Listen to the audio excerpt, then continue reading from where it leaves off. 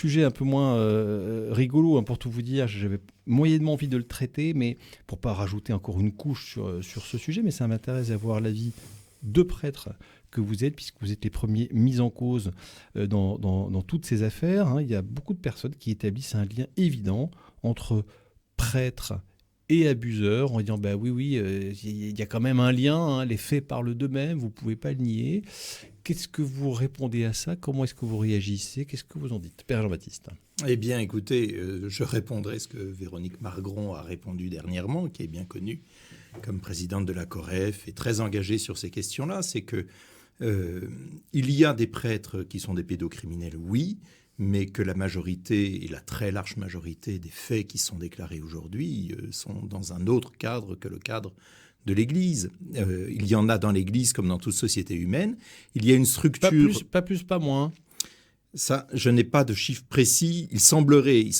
C'est difficile, hein, d'ailleurs, d'avoir... C'est difficile d'avoir des chiffres précis sur le sujet. Qu'il y ait une structure de fonctionnement qui puisse favoriser, parce que c'est une structure où s'exerce un pouvoir qui est un pouvoir sacré, qui puisse favoriser, dans certains cas, ce type de déviance, peut-être. Je veux bien en discuter, je veux bien l'entendre. Mais de là à dire... vous pouvez préciser ça? Qu'est-ce que vous entendez par... Un prêtre, aux yeux d'un certain nombre de personnes, est un homme qui parle... c'est l'homme de Dieu, entre guillemets. Hein. Oui, donc il favorise a priori la confiance, ça vous voulez dire? Il favorise a priori la confiance et ça peut être l'occasion, effectivement, d'un pouvoir plus grand sur les personnes. Ça demande ce qu'on appelle la chasteté, une attention à respecter l'autre. Voilà. Mais ce n'est pas... quand on pointe du doigt l'Église catholique uniquement, je dis attention, qu'il puisse y avoir une structure qui favorise chez certains prêtres cette déviance-là, liée avec... Mais ce qui est propre aussi à toute société humaine, cette notion de protection de l'institution, protection de la société, etc., oui, je veux bien en discuter, mais ça serait à préciser. Mais en faire un lien systématique et absolu, là, non. Et pourtant, quand on regarde la couverture médiatique, alors peut-être que l'Église a peut-être plus que d'autres pris à bras-le-corps. Alors certains vont me dire, ils vont peut-être en sourire, mais enfin quand même pris à bras-le-corps le problème pour en parler, pour nettoyer un peu les écuries d'OGS. Et c'est peut-être pour ça qu'on en parle beaucoup plus que dans d'autres secteurs, Père Bertrand. Alors moi, je suis dans un sanctuaire. Et dans un sanctuaire, il y a beaucoup de gens de passage. Pour vous donner un exemple, au mois de février, j'ai rencontré 21 personnes qui sont passées pour des entretiens, pour parler, pour prendre le temps de s'arrêter, pour déposer, comme souvent dans des sanctuaires, déposer un peu leur poids, etc. J'ai rencontré 21 personnes qui avaient été abusées. Abusées par un père, par une mère, par des oncles, par des frères, par des prêtres. Et en fait, on s'aperçoit qu'en fait, c'est une société aussi. Dans la société, on peut avoir des situations qui sont très diverses. Et d'où la nécessité de pouvoir s'apercevoir que là aussi, c'est pas systématique. Et que l'Église, comme d'autres institutions, effectivement, elle a protégé. Et c'est son tort. Et être capable, justement... Moi, je suis justement dans le sanctuaire de Béhuard. Le sanctuaire de Béhuard, quand il y a eu la maison diocésaine qui a été construite, il y a eu un prêtre qui était au service d'un orphelinat.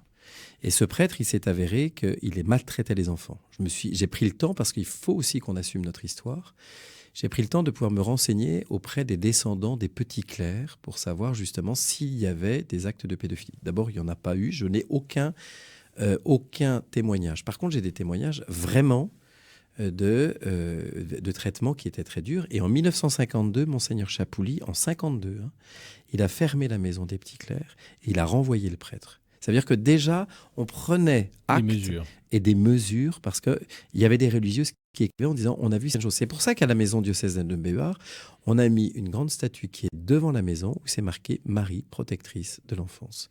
Ça veut dire qu'il faut qu'on puisse réhabiliter. Et là aussi, il ne faut pas qu'on jette le bébé avec l'eau du bain avec le bébé. Il faut qu'on soit capable de voir qu'il y a des gens qui sont remarquables. Il y a des gens qui sont remarquables, qui travaillent dans l'ombre, qui ne font pas de bruit et qui, en fait, sont des bons pasteurs. Après, il y a, comme dans toute société, des gens qui font le travail convenablement et puis des gens aussi qui louvoient et des gens qui sont pas ajustés. D'où la nécessité de toujours être très vigilant dans la formation, mais c'est pas suffisant. C'est comment est-ce qu'on accompagne même les prêtres pendant toute leur existence, comme des gens qui sont professeurs ou des gens qui sont au service des jeunes ou des gens qui sont au service de personnes handicapées. C'est comment est-ce qu'on est attentif, parce qu'on peut prendre des habitudes. On peut prendre petit à petit, en fait, on fait plus attention à tel ou tel propos qui peuvent être tenus. Père Jean-Baptiste, alors, ce que vous disiez tout à l'heure était intéressant en disant qu'il y a quand même il peut y avoir dans le statut du prêtre, comme il y en a dans d'autres statuts, des prédispositions à. Est-ce que, en fait, très clairement, vous trouvez qu'il y a un traitement injuste ou extrêmement sévère médiatique, j'entends, de l'Église sur ces sujets, disproportionné, qui est pointé du doigt au point qu'on établisse un lien maintenant, blague de potache, c'est quasiment systématique. Quand on parle de prêtres, on peut faire une petite blague en disant que les prêtres sont pédophiles. Ça va un peu de soi et on en rigole bien, comme si c'était un peu un fait établi, quoi. Alors, il faut bien prendre conscience que dans l'Église, on est censé laver plus blanc que blanc. Il y a une exigence plus forte. Il y a une exigence plus forte, donc on attend plus de nous de ce point de vue-là. Donc c'est normal qu'elle soit plus maltraitée ? Je dirais pas maltraitée, nécessairement. Qu'on nous en demande plus parce qu'on prétend en demander plus nous-mêmes ou parce qu'on prétend en dire plus, entre guillemets, on nous rend la monnaie de notre pièce, entre guillemets. Il faut qu'on soit cohérent. Maintenant, je dirais, après, autre chose est celui qui va utiliser ça d'une manière injuste pour, dans telle ou telle émission célèbre humoristique, dire curé égale pédophile. Bon, ça m'est arrivé de me faire insulter, mais c'était les années 2000, c'était même en 99, j'étais encore en France à ce moment-là, donc 98-99, je me souviens dans un train de banlieue à Paris, me faire insulter de pédophile à travers le... De façon gratuite et comme ça, pauvre, parce que le prêtre... Voilà, parce que j'étais un clergyman et voilà, c'est pédophile. Père Bertrand, est-ce que c'est un truc que vous vivez aujourd'hui, que le prêtre d'aujourd'hui doit faire face à ça peut-être plus que... Moi, en plus, j'ai fait le choix de porter la soutane en étant sur le sanctuaire de Béar. Donc, il y a une vraie visibilité. Cette soutane, je ne la dépose pas quand je viens en ville ou à Angers, etc. Et donc, d'abord, j'ai entendu des colibets d'être traités de pédophiles. Je m'arrête toujours. Et j'essaie toujours de dire aux gens, pourquoi vous me dites ça ? Vous connaissez ma vie ? Je ne connais pas votre vie. Premièrement. Après, je trouve que c'est assez intéressant que la société civile soit d'une très grande sévérité. Ça veut dire qu'elle reconnaît une chose, c'est que le prêtre doit être un saint. C'est que le prêtre doit être remarquable et qu'un prêtre, justement, qui a fait des choses qui sont indignes, eh bien que la société civile soit indignée de ça, scandalisée de ça, ça veut dire que l'image du prêtre, c'est justement celui qui, au contraire, devrait être la bonté incarnée.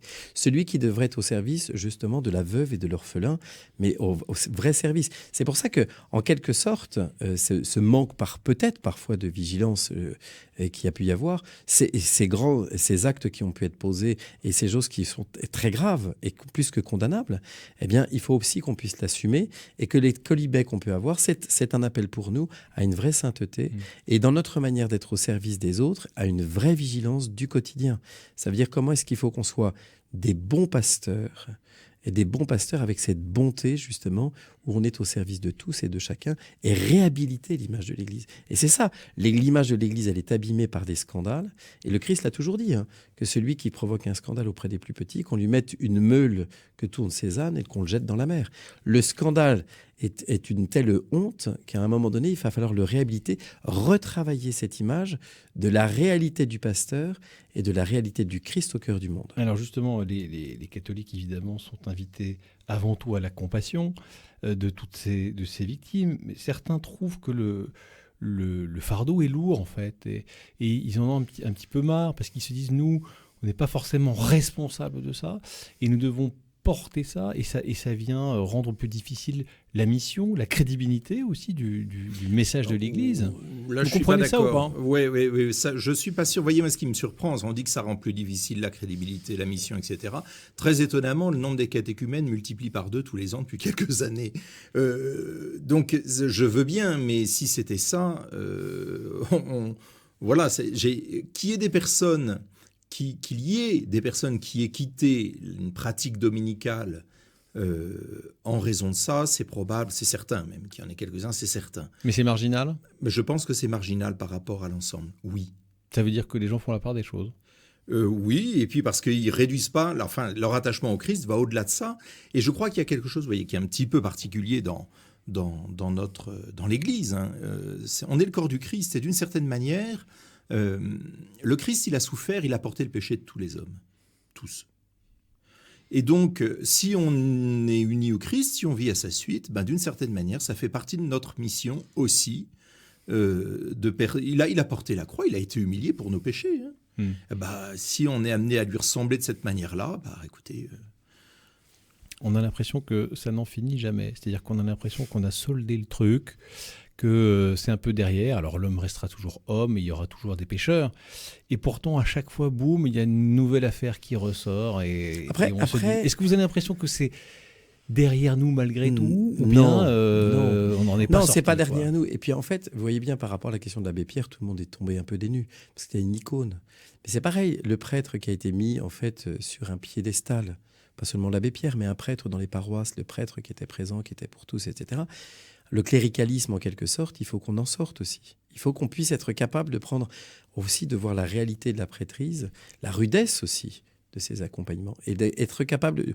Non, on s'en sort pas, parce qu'il y aura toujours, malheureusement, il y a toujours des gens qui vont être, qui vont pas être justes et qui vont passer à travers les mailles du filet. Mais il y avait peut-être des choses qui étaient liées aussi à une époque. On voit quand même qu'il y a beaucoup d'affaires qui datent certainement des années 70, etc. Il y a eu quand même un pic à ce moment-là, hein, sauf erreur de ma part. Il y a certainement un pic à ce moment-là, d'abord parce qu'il y avait aussi il y avait un grand nombre de prêtres dans le diocèse d'Angers. En 1956, il y avait 350 séminaristes. D'accord ? Ça veut dire qu'il y a eu une période où il y a eu plus de 1000 prêtres dans le diocèse. Et donc ça veut dire qu'en fait, au milieu de ces 1000 prêtres, il peut y avoir un pourcentage, non pas il peut, malheureusement, il y a eu des gens qui n'étaient pas ajustés, qui n'étaient pas à leur place et qui ont porté préjudice véritablement à l'Église.